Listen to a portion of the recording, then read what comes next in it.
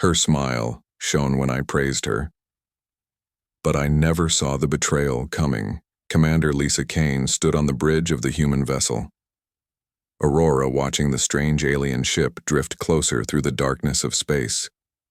The vessel looked like nothing humanity had ever seen before, with smooth curves that seemed to flow like liquid metal, and soft blue lights pulsing along its hull.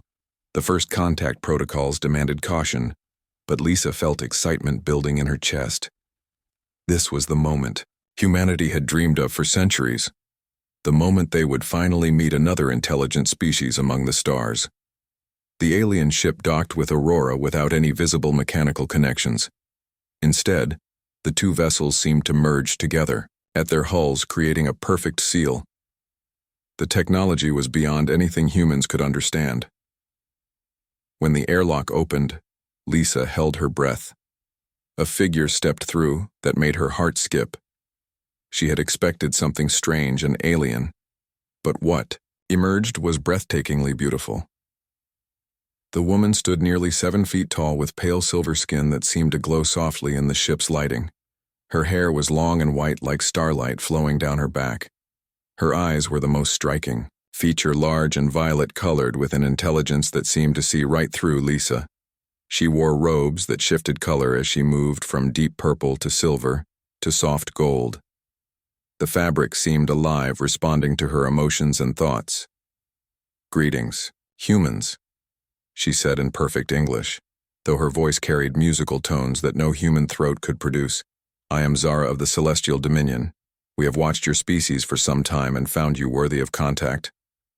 Lisa stepped forward, feeling oddly nervous. She had commanded starships and faced pirates and hostile aliens before, but something about Zara made her feel like a young cadet again. "Welcome aboard, Aurora," Lisa managed to say. "I am Commander Lisa Kane, representing Earth and the Human Colonial Alliance. We are honored by your visit." Zara smiled and Lisa felt her knees go weak.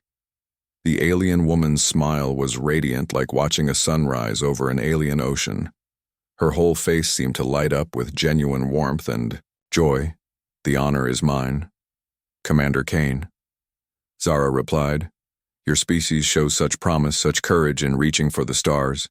We of the Dominion wish to share knowledge with you, to help humanity take its rightful place among the advanced civilizations. Over." The following days, Zara shared incredible technologies with the human crew. She showed them energy sources that could power entire star systems, medical techniques that could heal any injury or disease, and starship designs that could cross the galaxy in weeks instead of years. Lisa found herself spending more and more time with the alien woman. They would walk through Aurora's corridors together while Zara explained the wonders of her civilization. She spoke of crystal cities that floated in gas-giant atmospheres and of vast libraries containing the knowledge of 1,000 worlds. "Your people have such beautiful dreams," Zara said one evening as they stood in the observation deck watching stars drift past. "You reach for something greater than yourselves, always pushing forward despite the odds." Lisa felt her cheeks warm at the praise. "We just want to explore, to learn, to find our place out here." Zara turned to her with that radiant smile. "And you shall, commander, your species will achieve greatness beyond your wildest imaginings." But late at night, when Lisa thought she was alone, she began to notice strange things. Zara would disappear for hours at a time, always claiming she was meditating or communing with her ship. The alien woman asked many questions about Earth, about human military capabilities, about the locations of colonies and bases. Lisa tried to dismiss her growing unease. Zara was an alien after all. Her customs and needs would naturally be different. But something felt wrong. One night Lisa couldn't sleep. She decided to check on the bridge and found it empty except for the night watch officer. Lieutenant Amy Foster was at her station but seemed strangely distant. "Amy." Lisa called.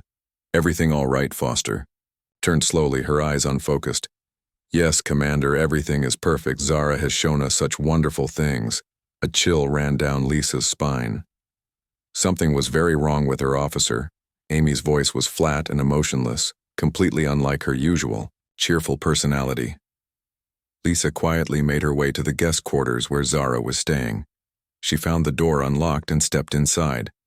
The room was dark but filled with a soft, pulsing light that seemed to come from the walls themselves.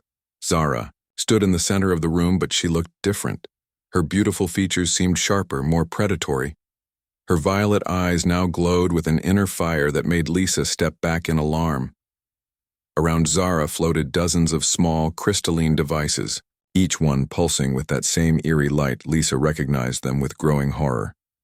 They were the same devices Zara had been giving to crew members as gifts. "Ah, Commander Kane," Zara said without turning around. "I was wondering when you would discover the truth. You are more perceptive than most humans." "What have you done to my crew?" Lisa demanded, reaching for the weapon at her side. Zara finally turned, and her smile was no longer warm. It was cold and calculating, like a predator that had cornered its prey.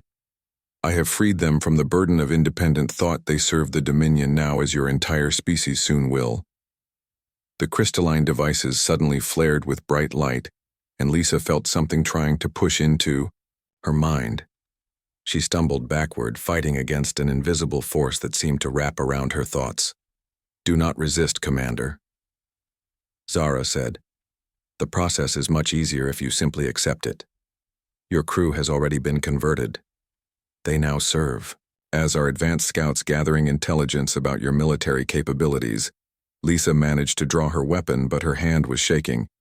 "You lied to us. Everything about friendship and alliance was a lie." "Not everything," Zara replied. "I do admire your species' courage and determination. That is precisely why the Dominion wants you as servants rather than simply destroying you. Your people will make excellent soldiers and workers once properly conditioned." The alien woman raised her hand, and the crystals moved toward Lisa like a swarm of glowing insects. Lisa fired her weapon, but the energy bolts passed harmlessly through Zara's form. She wasn't entirely solid, Lisa realized. The real Zara was somewhere else controlling this projection. "Your resistance is admirable but futile," Zara said. "The conditioning crystals have already been distributed to colonies throughout human space. Within days, your entire species will belong to us."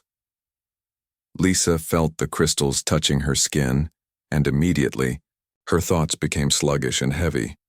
She could feel her willpower slipping away as an alien presence invaded her mind.